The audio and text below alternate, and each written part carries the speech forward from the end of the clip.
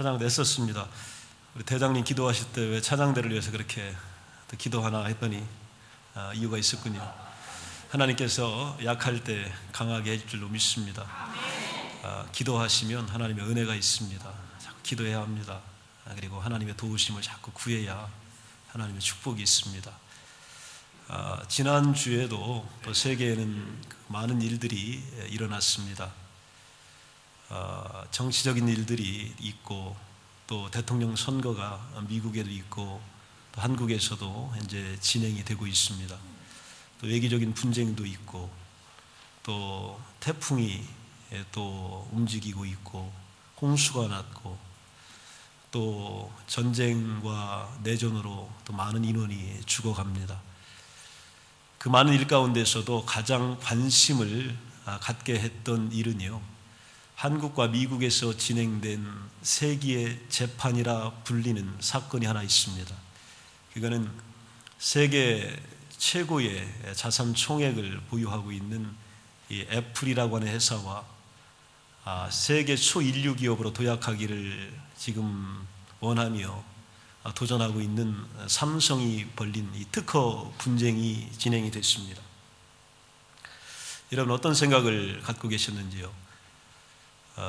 한국과 또 미국 회사의 문제이기 때문에 또 애국심이 발동할 수도 있고 또 최첨단 기업 간의 특허 기술 분쟁이기 때문에 또 전문가적 안목이 또 여러분들에게 필요할 수도 있을 겁니다. 애플이라고 하는 회사는 우리에게 보이지 않던 세계를 가져다준 창조적인 파이오니아입니다. 그리고 삼성이라고 하는 회사는 어마어마한 저력과 또 기술력을 가지고 있는 엑셀런트한 그런 회사입니다. 그러나 두 개의 회사는 분명히 큰 차이가 있는 것을 여러분은 알고 계실 겁니다. 재판이라고 하는 것이 진행이 되게 되다 보면 재판관이 법리적 근거나 때로는 정의로운 판단만을 하기는 어렵습니다. 어떤 재판이든 재판의 결과에 대해서 재판관은 염려하지 않을 수 없습니다. 그래서 남의 이목에 대하여서 신경을 쓰게 됩니다. 아마 한국에서 내렸던 그 삼성의 판정승은 한국 법정은 아마 세계 이목을 조금은 고려하지 않았나 하는 생각을 갖게 되고요. 미국에서는 압도적으로 애플이 완승을 거두고 한국 삼성은 완패를 했습니다. 그 이유가 뭘까? 미국에서는 이 배심원 제도라고 하는 거 9명이 모여서 서로 합의해서 결정을 내렸습니다. 이 배심원들은 판사나 전문적인 법률을 공부한 분들이 아니라 엔지니어, 직장인들, 때로는 교사, 평범한 시민들이 참여하는 경우들이 많이 있습니다. 아마도 미국의 결정은 그 국민 정서가 굉장히 반영된 결정이 아닌가라고 하는 생각도 하게 됩니다. 재판이라고 하는 것은 이토록 복잡합니다. 그리고 결과에 대한 예측, 또 배려, 또 정서, 모든 것이 함축되어서 이 재판정에서 일어나게 되어 있습니다. 예수님 당시에도요, 예수님이 재판을 받으셨습니다. 그래서 죽은 거예요. 그리고 오늘 우리가 사도행전을 40일 동안 계속 읽어가고 있는데 본문 전후 맥락을 보게 되면 대사도 바울이 총독인 이 벨릭스 앞에서 오늘 재판을 받게 되고 또 베스트 총독 앞에서 재판을 받게 되고 로마로 압송되어서 재판을 받게 되는 재판의 연속 과정입니다. 자, 재판.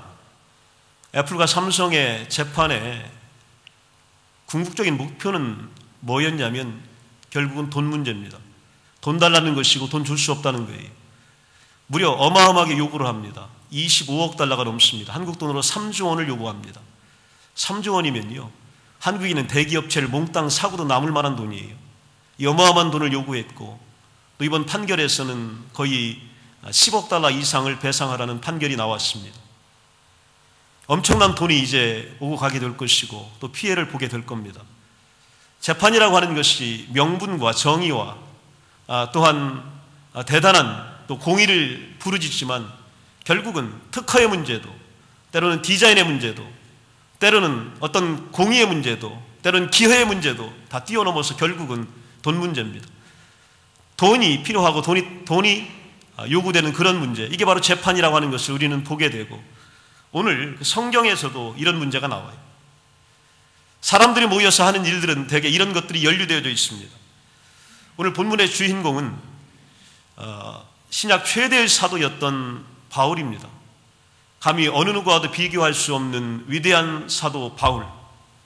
그가 일평생 목숨을 내걸고 하나님의 일을 합니다. 그리고 그리스도의 복음을 전합니다. 그런데 마지막에 와서 오늘 20장을 넘어와서 그의 3차 전도 여행을 다 마친 후에 그는 결정적인 실패를 하게 됩니다. 그리고 결정적인 실수를 두 가지 범하게 됩니다.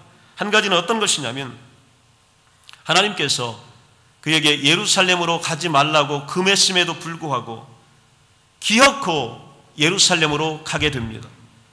자신의 행동과 발걸음을 본인이 결정하게 됩니다. 왜 그랬냐면, 하나님은 이제 이스라엘, 예루살렘은 더 이상은 아니었습니다.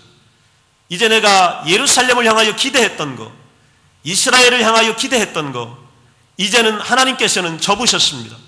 그리고 열방을 구원하시고 세계와 이방인들과 모든 족속과 백성들을 구원하시겠다는 계획을 세웠습니다. 바울도 여기에 동의했습니다. 그래서 이방 지역으로, 소아시아로, 터키로, 때로는 고린도 지역으로, 마케도니아로 가서 복음을 열심히 전했습니다. 그런데 그는 마지막에 예루살렘으로 돌아가려고 합니다. 만류했습니다. 그럼에도 불구하고 돌아갑니다. 왜 그랬냐면, 바울의 마음에는요, 고국에 대한 그리움이 있었습니다. 형제들에 대한 연민이 있었습니다. 그리고 이 복음을 예루살렘과 고국에 가서 내 형제들에게 전해야 되겠다라고 하는 마음이 있었습니다. 그래서 어떤 희생을 감수하더라도 나는 예루살렘에 돌아가야 되겠다. 그리고 그리스도의 복음으로 그들을 구원해내야 되겠다라고 하는 생각을 하게 되었던 겁니다. 좋은 거지요. 바울은 민족에 대한 사랑과 형제에 대한 관심이 그에게 가득 찼습니다. 그런데 문제는 하나님이 이것을 원치 않으셨다는 겁니다. 하나님께서 더 이상은 예루살렘 고집하지 말고 이제는 더 큰 세계로 로마로 가라. 그리고 거기 가서 복음을 전하다가 거기서 어려움을 겪어라. 이렇게 말씀하셨는데 결국은 바울은요, 이곳 예루살렘으로 가게 됩니다.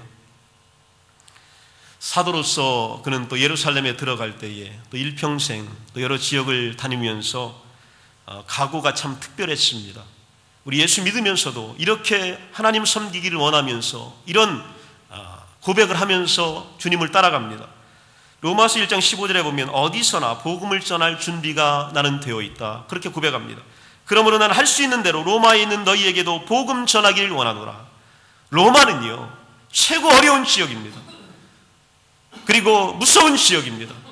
그리고 힘든 지역입니다. 그러나 바울은 난 언젠가 로마에 가서 복음 전하기를 원한다 라고 하는 마음의 준비가 이미 되어 있던 사람입니다. 사도행전 21장 13절에 보면 언제든지 그리스도를 위하여 죽을 준비가 되어 있다. 이렇게 고백했지요. 바울이 대답하되 여러분이 어찌하여 울어 내 마음을 상하게 하느냐. 나는 주 예수의 이름을 위하여 결박당할 뿐 아니라 예루살렘에서 죽을 것도 각오하였느니라. 결박당하는 거 그 정도 우습다는 거예요. 예루살렘에 가서 나는 이미 죽기로 작정했다. 걱정 없다. 이렇게 고백하고 나갑니다. 디모데후서 4장 6절에 보면 제물로 드려져 주님을 만날 준비가 되어 있다. 즉 내 몸이 산 제물이 되어 각을 떠서 하나님께 전제로 드릴 준비가 되어 있다. 전제와 같이 내가 벌써 부어지고 나의 떠날 시각이 가까웠다. 나는 이제 죽을 시각을 기다리고 있는 초연함으로 주님의 일을 감당하고 있다. 이렇게 고백합니다. 그리고 지금 예루살렘 성으로 가고 있습니다. 그러나 그의 이런 결연한 태도와 또 각오에도 불구하고 그가 예루살렘에 들어갑니다. 그리고 예루살렘 교회를 방문합니다.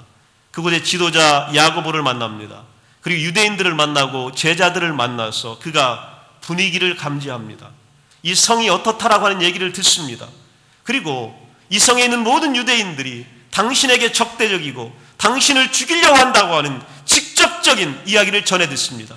이 직접적인 문제와 위협에 직면했을 때에 사도 바울의 태도는 지금까지의 태도와 사뭇 다릅니다.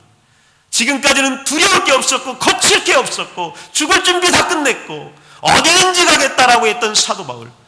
그런데요, 예루살렘 성에 막상 들어가니까 마음이 달라졌습니다. 어떻게 했냐면 그는 구원은 그리스도의 대가 없는 은혜로 십자가의 피로 구원받는다라고 하는 복음을 전했습니다. 유대인들이 전했던 율법과 또 그들이 했던 제사와는 다른 얘기를 했습니다. 이방인들에게도 모든 사람들에게도 하나님의 구원 계획이 서 있음을 설명했습니다. 그런데 예루살렘에 들어오니까 유대인들에게 겁이 났습니다. 그리고 타협하라는 권고를 받게 됩니다. 그래서 그는 결국 유대인들과 타협을 합니다. 나쁜 거래를 하게 됩니다. 바울은 빠져들었습니다. 어떤 거래냐면 유대인처럼 행세하라는 겁니다. 유대인처럼 율법을 지키겠다고 선포하고 다니고 결례를 행하고 또 머리를 깔고 율법을 지키는 자처럼 누가 봐도 너는 정말 고상한 유대인처럼 그렇게 행해라. 그러면 그들의 미움이 삭감되거나 없어질 것이다. 이런 제안을 받습니다. 바울도 여기에 마음이 움직였습니다. 그래서 지금까지는 복음을 위하여 살아왔던 존재가 이제 그렇게 하기로 마음 먹은 거예요. 그렇게 하기로 결심한 겁니다. 그렇게 하기로 타협한 거예요. 두 가지가 다 바울이 결정한 겁니다. 그리고 바울이 원한 겁니다. 그랬으면 결과가 여러분 어때야 될까요? 결과가 바울이 기대했던 것으로 진행되어야만 합니다. 그런데 결과는 어떻게 나왔냐면 실패로 돌아갑니다. 바울은 결국 체포당하게 됩니다. 유대인들에 의해서 잡히게 됩니다. 이것이 바로 바울이 범했던 마지막 결정적인 실수였고 그에 따른 실패였습니다. 위대한 사도 바울조차 하나님의 뜻에 우회하려고 하고 거역할 수 있다면 저나 여러분이라면 얼마나 더 할까요? 오늘 날마다 그리스도를 위하여 죽기를 소원하고 오늘 내가 당신만을 기쁘시게 하며 또 당신의 뜻대로 살기를 원하며 예배드리며 이국만리 타향에서 절대로 복음 훼손하지 않고 교회를 세우며 하나님의 뜻에 순종하기로 결정했다고 하지만 직접적인 위협과 때로는 타협과 거래가 우리 앞에 오게 되면 우리는요 넘어질 확률이 많이 있습니다. 사도 바울도 그랬기 때문입니다. 우리의 마음과 동기가 옳다 하더라도 우리의 삶을 위한 하나님의 뜻에 순종한다는 것이 얼마나 힘들고 중요한 것을 우리들에게 알려주고 있습니다. 한번 잘못 디딘 발걸음은 또 다른 잘못으로 인도해 가거나 이끌어 갑니다. 내 뜻대로 예루살렘에 왔으니까 거기서 또 다른 잘못이, 또 다른 거래가, 또 다른 어두움이 기다리고 있게 됩니다. 바울은 예루살렘으로 왔으며 유대인들과 거래를 하게 되고 체포되고 굴욕을 당하게 되고 수치와 모욕을 당하게 됩니다. 하나님의 구원의 문은 민족으로서의 이스라엘에게는 닫혀져 있었던 겁니다. 이제 이스라엘의 실패를 통하여 이방인들이 구원을 받게 되고 새사람 교회 그리스도의 몸이 하나님의 마음에 가득 찰 것을 우리들에게 말씀하여 주고 있습니다. 자, 바울이 그렇게 쉽게 무너질 수 있었던 이유가 뭘까요? 평생 그는 감옥에도 갔고 죽을 고비도 수도 없이 넘겼고 매도 그렇게 맞았고 결혼도 안 하고 일하면서 복음을 전하고 남의 돈 하나 탐내지 아니하고 그렇게 살아왔는데 그가 그 순간에 무너졌던 이유가 바로 뭘까요? 어마어마한 간교한 계획과 음모자들이 예루살렘 성에 있었기 때문입니다. 23장 12절 13절에 보면 나리샘의 유대인들이 당을 지어 맹세하되 바울을 죽이기 전에는 먹지도 아니하고 마시지도 아니하겠다 하고 이같이 동맹한 자가 40여 명이더라. 바울 들어오기만 하면 먹지도 않고 마시지도 않고 죽이겠다고 결심하고 혈서를 쓰며 결사대를 만들어서 기다리고 있던 사람이 40명이에요. 그리고 여기에 동조하는 사람들이 대다수입니다. 여러분, 나 괴롭게 하는 사람 한 명만 있어도 인생이 고단합니다. 자꾸 따라다니면서 어렵게 하는 사람 하나 때문에요. 어떤 사람들은 삶을 포기하기도 하고요. 어떤 사람은 자포자기하기도 하고요. 새로운 도전의 의욕을 꺾을 때도 많이 있습니다. 그 사람이 밤으로 낮으로 나타나서 힘들게 합니다. 내 인생의 앞길에 길목 골목 다 가로막습니다. 그리고 어렵게 하는 사람 그 한 사람 때문에 모든 것이 슈퍼로 돌아갈 때가 있지 않습니까? 그런데 오늘 목숨 내걸고 먹지도 않고 마시지도 않고 나 죽이겠다는 사람 40명이요. 그 서슬픈 눈을 가지고 오늘 나에게 달려들면 우리 어떤 인생이 그 앞에서 강해질 수 있겠어요? 어떤 인생이 그 앞에서 떳떳할 수 있겠어요? 담대할 수 있겠어요? 바울이 이런 엄청난 일에 직면하게 된 거예요. 그래서 그는요, 타협하고 거래하고 또 나쁜 일에 함께 했던 겁니다. 오늘 세상은요, 하나님의 사람들을 죽이려고 합니다. 바로 시대에도 이스라엘 백성들 다 죽이려고 했어요. 아합과 이세벨 왕, 하나님 믿는 사람들 다 죽이려고 했습니다. 하만이요, 유대인들 전부 다 죽이겠다는 거예요. 예수님 당시 종교 지도자들, 예수님 다 죽이려고 한 거예요. 세상은 그냥 우리 방해하려고 있는 존재들이 아닙니다. 악한 사탄의 무리들은요, 우리를요, 결국에는 이 재판을 끌어들여서 여기서 죽이겠다는 것이 그들의 최종의 전략입니다. 이런 무시무시한 대적자와 매복자를 우리는 앞에 두고 살아가고 있는 거예요. 이럴 때요, 우리 정신 바짝 차려야 합니다. 그리고 하나님의 도우심을 바라봐야 합니다. 그리고 하나님의 위대한 역사가 우리에게 나오기를 기대해야 합니다. 그런데 바울이 하나님의 계시된 뜻에 불순종하여 예루살렘에 온 것이 틀림이 없어요. 성경에는 누누이 강조합니다. 그리고 하나님이 원하지 않는 거래한 거 틀림이 없습니다. 그런데 하나님께서는요, 잘못하고 실수하고 실패한 바울을 어떻게 다루시는지 성경에 나옵니다. 그는 분명히 실수했고 실패했습니다. 그런데 하나님은요, 실패했을지라도 실수조차도 하나님의 영광의 승리의 자리로 만들어 가십니다. 왜냐하면 그는 내 종이기 때문에 그래요. 그가 내 일을 할 사람이기 때문에 그렇습니다. 그를 통해 하나님의 일을 이루셔야 될 하나님의 계획이 있었기 때문에 그렇습니다. 여러분, 때로는 내가 잘못할 때도 있습니다. 우리 예수 믿으면서 하나님의 자녀로 실패할 때도 있습니다. 실수할 때도 있습니다. 때로는 세력 앞에 무릎을 꿇을 때도 있습니다.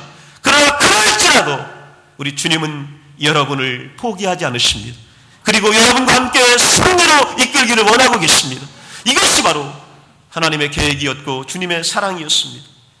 자, 그러면 하나님께서 우리 주님이요, 바울을 어떻게 도왔는지 성경을 보게 되면요, 우리 성경 읽으면서 바울에게 누나가 있다는 얘기를 들어본 적이 없어요. 여러분, 성경 어디에 바울의 누나 있다는 얘기 들어보셨습니까? 바울에게 형이 있다는 얘기 들어봤어요? 그런데 오늘요, 26장 13절에 보게 되면 성경이 뭐라고 되어 있냐면, 바울의 생질이 그들이 매복하여 있다 함을 듣고 와서 영내에 들어가 바울에게 알린지라. 바울의 누나의 아들이, 이 조카가, 생질이 이들이 그들을 죽이려고 하는 계획을 우연히 듣게 된 겁니다. 그러고 나서 이 일을 알려주는 거예요. 바울에게 알려주고 백부장에게 전달해주고 천부장에게 갈 수 있도록 도와주는 역할을 감당합니다. 한 번도 만난 적도 없습니다. 바나바에게 조카가 있다는 얘기는 성경에 되어 있습니다. 그리고 그것 때문에 싸웠다는 얘기로 되어 있어요. 그런데 바울에게 조카가 있다는 얘기를 들어본 적이 없습니다. 그리고 어디서 한번 나온 적도 없습니다. 이름도 기록되어 있지 않습니다. 그런데 오늘 이 음모를 좌절시키고 예루살렘을 무사히 떠나게 하기 위하여 하나님은 한 번도 들어본 적도 없던 조카가 등장합니다. 여러분, 하나님이 여러분을 도우시려면 만나지도 못했던 사람, 들어보지도 못했던 사람, 있을 거라고 예상하지 못했던 사람이 여러분을 돕기 시작하게 될 겁니다. 그리고 하나님께서는 그들을 보내시게 됩니다. 여러분이 가지 못한 자리에서 그들이 있게 하십니다. 여러분이 갈 수 없는 자리에서 그들이 있게 만드십니다. 그리고 그들이 여러분을 위하여 일할 수 있게 만드십니다. 이게 바로 하나님의 도우심이에요. 바울은 하나님 앞에 실패했지만 하나님은 이 실패를 끝까지 갈 수가 없었던 거예요. 그래서 바울을 도와주셨던 겁니다. 두 번째는요, 당신은 로마의 식민지잖아요. 총독이 전권을 휘두르는 겁니다. 이 로마 사람이 와서 이스라엘을 다 다스리는 거예요. 군인들입니다. 최고의 군인들이 바로 10부장, 50부장, 100부장, 1000부장이에요. 1000부장이면 로마의 수비대장입니다. 예루살렘 성을 오늘 수비하고 있는 경비대장입니다. 우리 군인들 생각하면 어떤 생각이 드냐면, 옛날 특별히요, 다 탐욕적이고 또 굉장히 아주 파괴적이고 또한 잔인하고 음모적이고 무섭고, 특별히 오늘 지배하고 있는 국가의 로마의 군인이면 어떨까요? 그런데 이 사람에게서 우리는 이상한 걸 발견하게 됩니다. 바로 뭐냐면 정직해요. 그리고 청렴결백합니다. 그리고 오늘 이 말에 공감하고 있는 것을 보게 됩니다. 이 소년이 이야기를 듣고 오늘 가서 수비대장에게 전합니다. 이 높은 자리에 있는 수비대장이 일개 소년의 이상한 얘기, 거절하면 그만입니다. 그리고 그보다 유대인들이 하는 이득적인 거, 조금 더 감미로운 거짓말을 믿어주면 끝나는 거예요. 어느 누구도 시비할 사람이 없습니다. 그런데 이 수비대장은요, 오늘 이 소년의 말을 경청합니다. 그리고 어떻게 하냐면 자신의 일을 정직하고 바르고 정도 있게 수행해 나갑니다. 23장 22절 23절에 보면 이에 천부장이 청년을 보내며 경계하되 이 일을 내게 알렸다고 아무에게도 이르지 말라 하고 백부장 둘을 불러 이르되 밤 제3시에 가이사라까지 갈 보병 200명과 기병 70명과 창병 200명을 준비해라. 바울이 뭐라고요?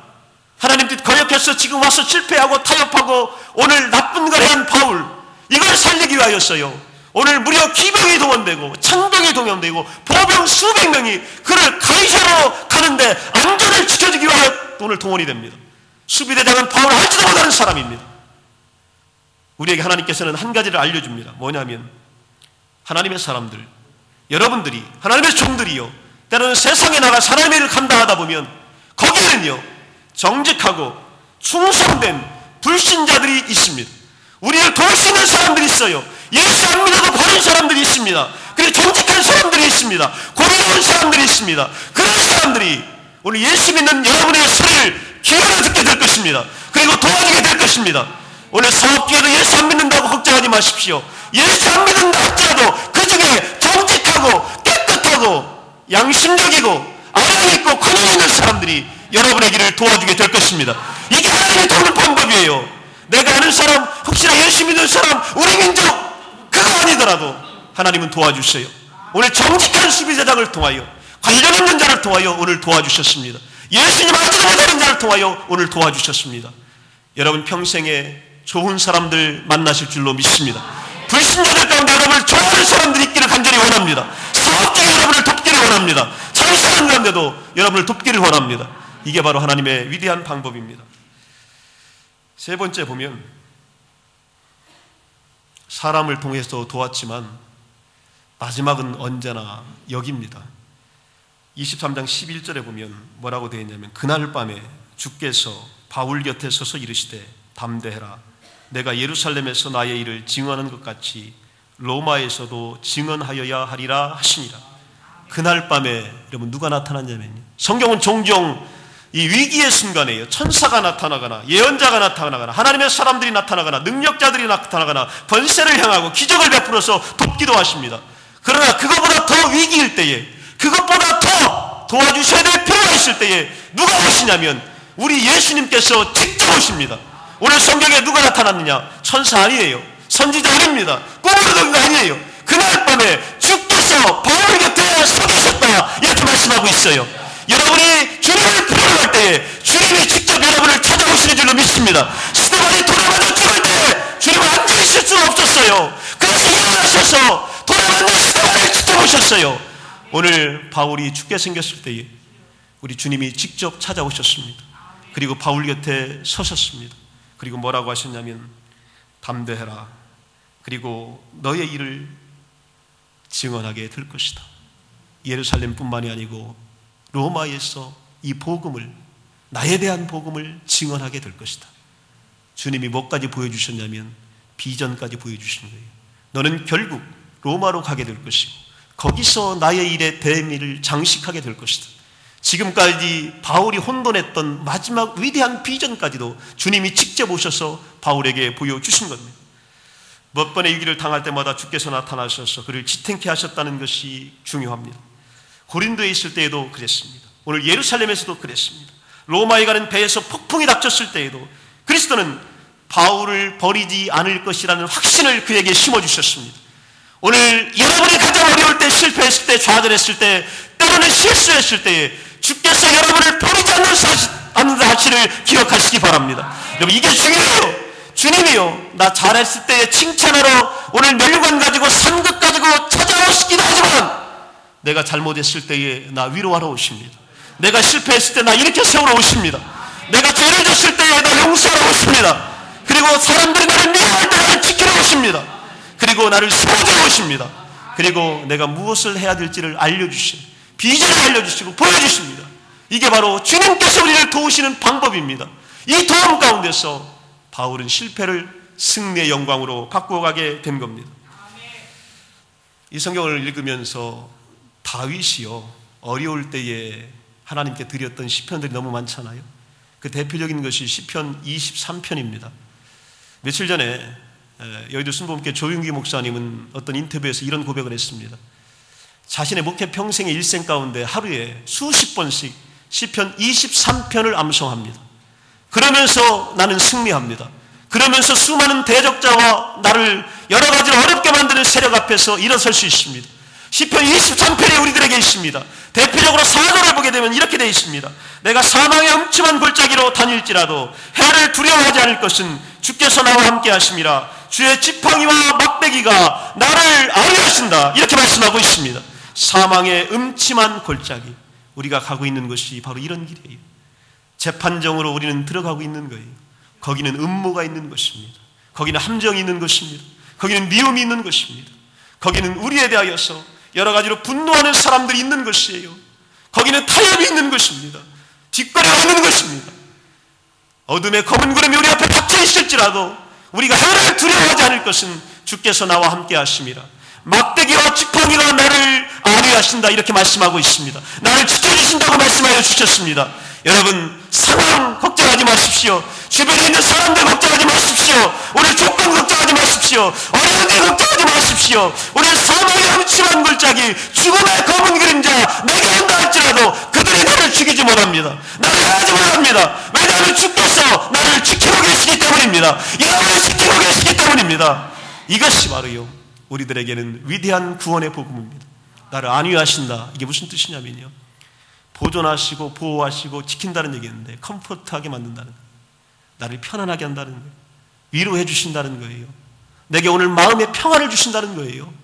오늘 빚지고 때로는 독촉받고 실패하고 사업의 절망 앞에 있지만 하나님께서 이 사망의 골짜기를 지나신 다음에 여러분의 마음속에 성령의 시원한 바람으로 여러분을 편안하게 해줄 줄로 믿습니다. 오늘 여러분 걱정하는 모든 것들이 뻥 뚫릴 줄로 믿습니다. 이게 바로요, 주께서 나를 안위하신다는 얘기. 영주권의 문제, 진로의 문제, 취업의 문제, 배우자의 문제, 여러분의 걱정거리를 하나님께서 오늘 기쁨과 평화로 바꿔주신다는 약속입니다.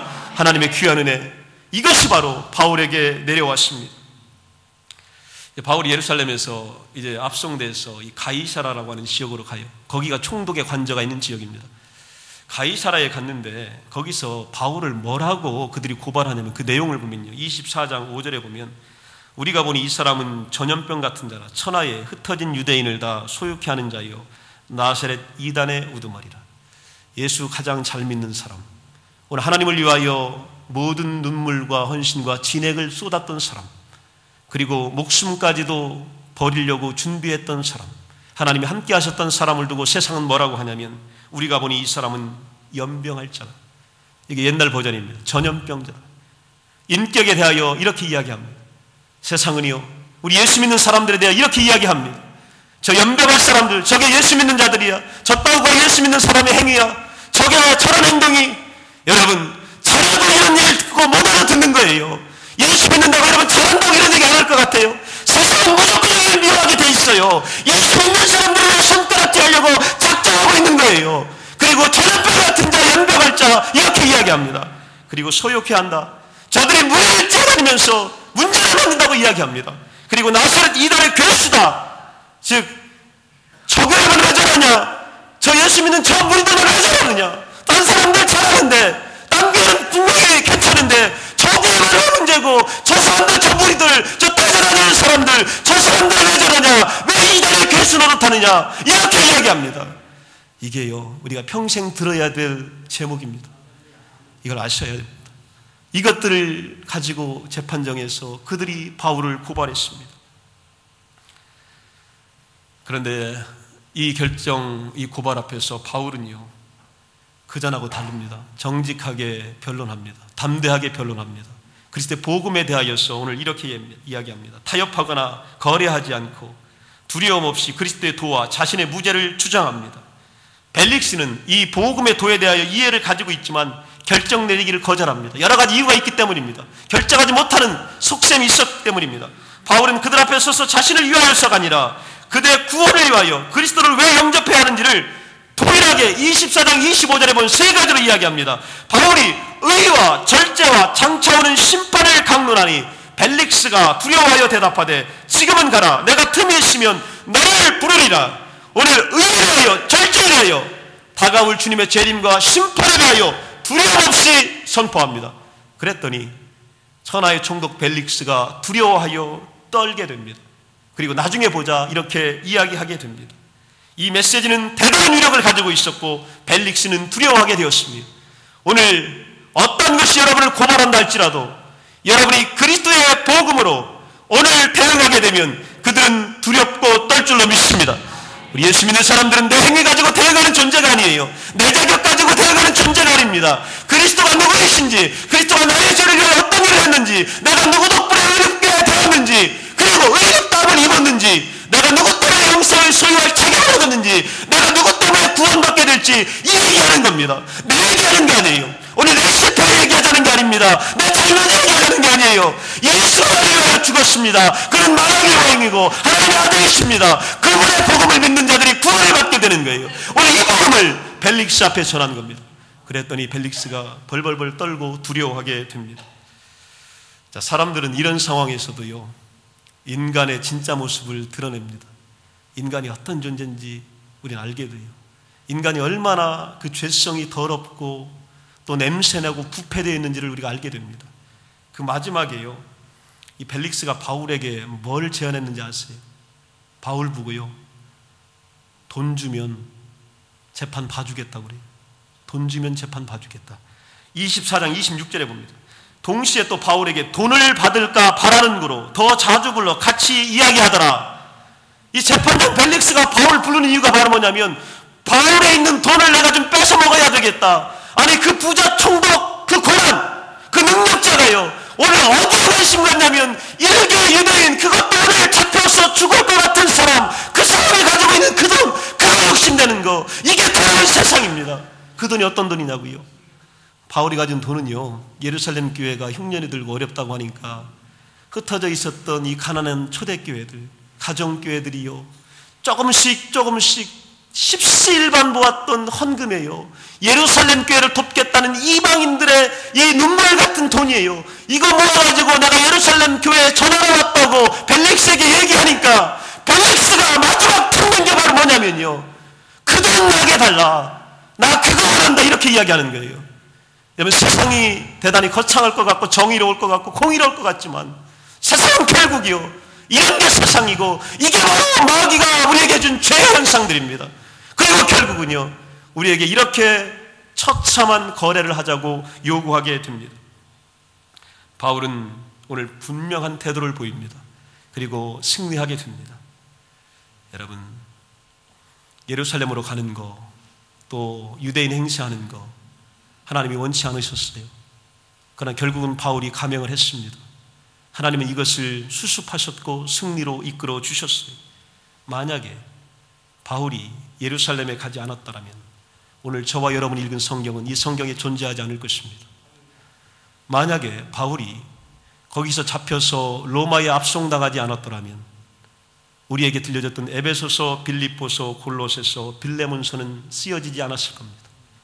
하나님은 악을 바꾸셔서 선하게 인도하시는 분입니다. 여러분의 약한 것을 바꾸셔서 강하게 하시는 분입니다. 오늘 나의 실패와 실수를 바꾸어서 승리와 영광으로 옮기시는 분입니다. 나의 연약함을 바꾸셔서 강하게 만드는 분이십니다. 오늘 이 하나님이, 이 주님이 여러분을 찾아오고 계시고 돕고 계십니다. 여러분 힘내시기 바랍니다. 절대로 좌절하거나 낙망하지 마십시오. 하나님이 나를 돕고 계신다는 사실을 잊지 마십시오. 그리고 일평생에 그의 선하심과 인자하심이 정녕 나를 떠날 것을 기억하시기 바랍니다. 정녕 그분이 나를 돕고 계심을 기억하시기 바랍니다. 내가 비록 실패하고 실수했을지라도 이것조차도 하나님은 영광과 승리로 바꾸어 주십니다. 우리가 하나님을 믿는 한, 예수 그리스도를 구주로 고백하는 한, 우리에게는 그 어떤 세력도 우리를 이길 수가 없게 되는 것입니다. 오늘 여러분의 삶 속에서 위대하신 하나님이, 그리스도의 영광이 함께 하시기를 간절히 축원합니다.